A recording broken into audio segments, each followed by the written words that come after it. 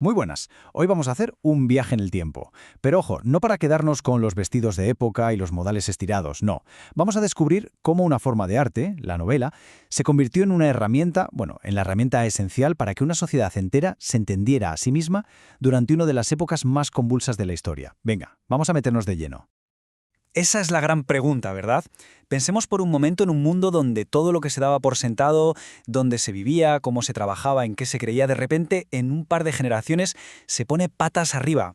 ¿Cómo se procesa algo así? ¿Cómo se le da sentido a todo ese caos? Porque la época victoriana fue mucho más que la reina Victoria.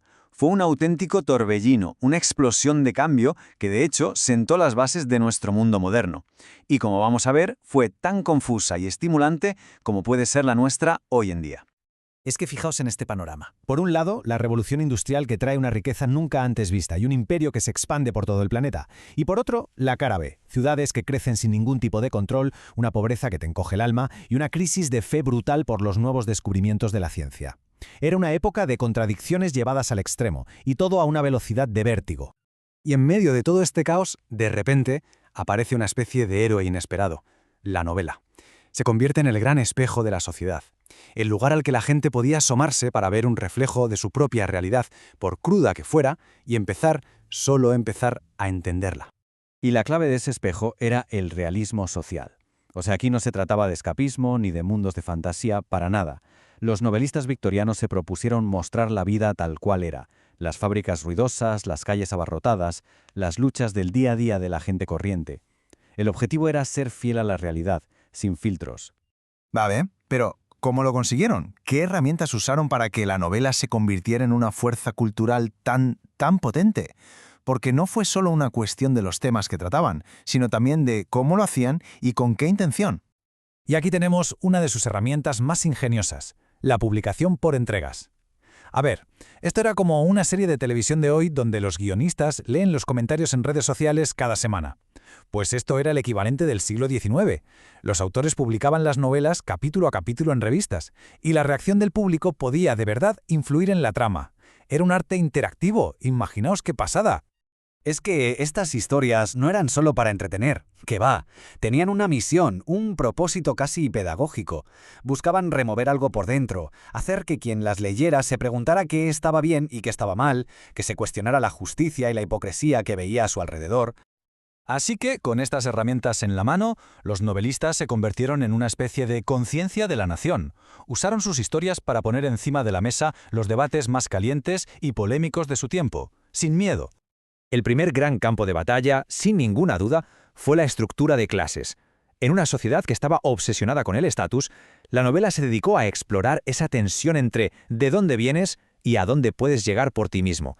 Y en esto, autores como Charles Dickens eran auténticos maestros. Exacto, de eso se trataba, de esa tensión. Si pensamos, por ejemplo, en Grandes Esperanzas de Dickens, toda la novela es una reflexión sobre esa pregunta. ¿Qué importa más, nacer en el sitio adecuado o lo que uno consigue por su propio esfuerzo? Un debate que, si nos paramos a pensar, sigue muy vivo, ¿eh? Y pasamos a otro tema fundamental, que además se apoya en el anterior.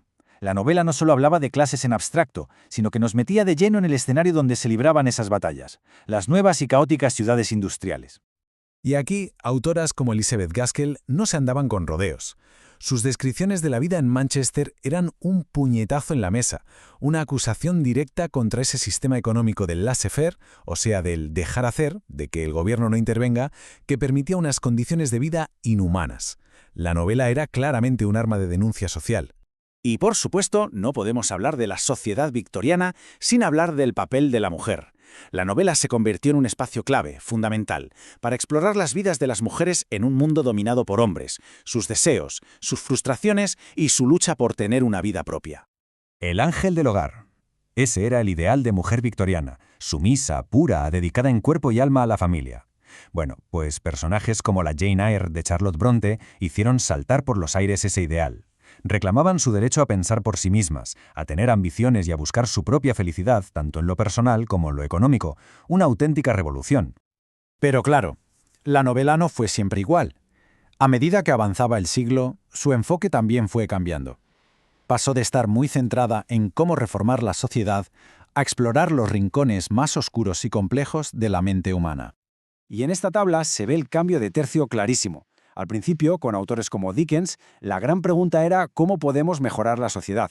Había una cierta esperanza, un optimismo. Pero más tarde, con gente como Thomas Hardy, el tono se vuelve mucho más sombrío, más pesimista. La pregunta ya no es cómo cambiar el mundo, sino si un individuo puede escapar de las fuerzas del destino, de la herencia, del entorno, que parecen controlarlo todo. Y todo esto nos lleva a la pregunta del millón. ¿Por qué seguimos leyendo estas novelas casi 200 años después? ¿Qué nos siguen aportando hoy en día? Pues el legado es enorme. Para empezar, nos ofrecen una ventana increíblemente vívida a la historia. Nos enseñan a pensar de forma crítica sobre la justicia social, el poder, la hipocresía. También nos ayudan a entender cómo se construye una buena historia, con tramas complejas.